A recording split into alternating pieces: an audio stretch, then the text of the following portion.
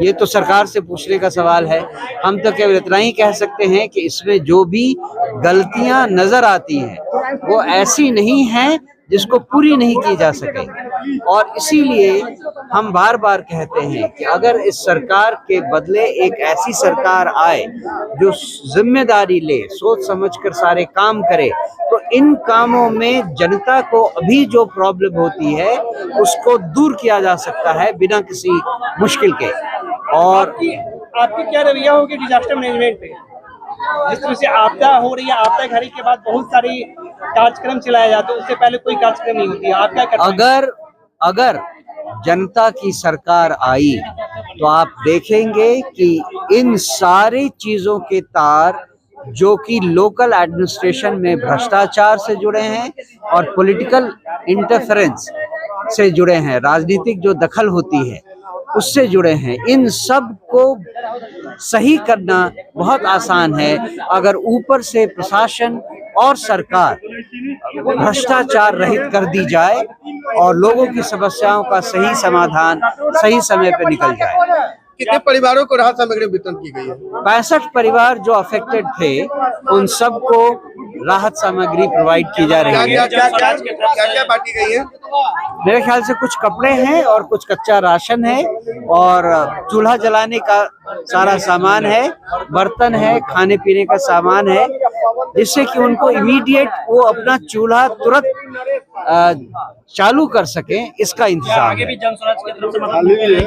जैसे जैसे रिक्वायरमेंट मिलती जाएगी उस तरह से वो पूरी की जाएगी, ऐसी उम्मीद है।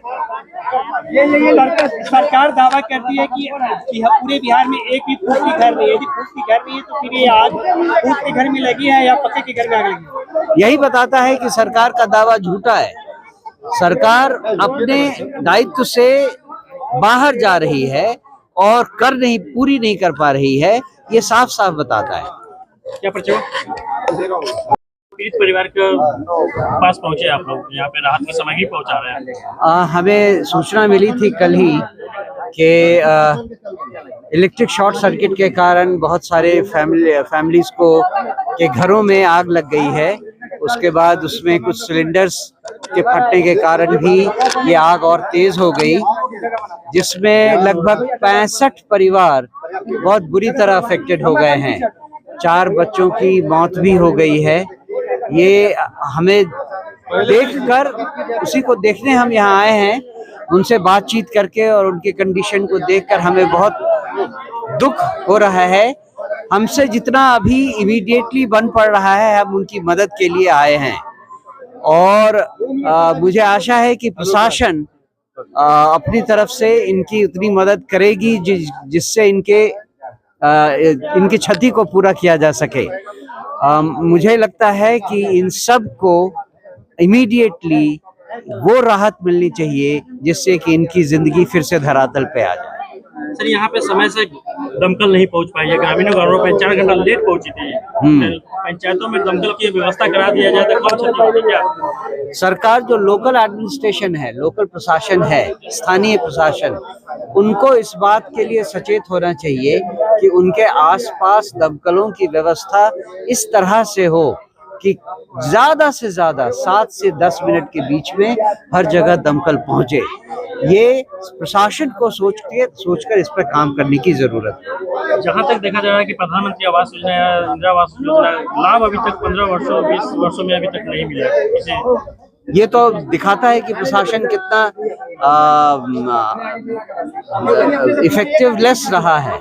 उनका कोई भी योजना उनकी जो है वो जनता तक पहुंच नहीं पाई है।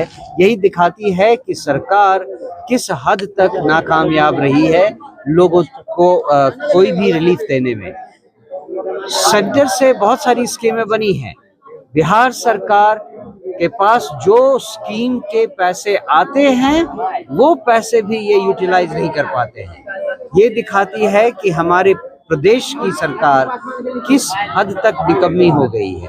आपदा के बाद सरकार जितना अपनी रूप तैयार कर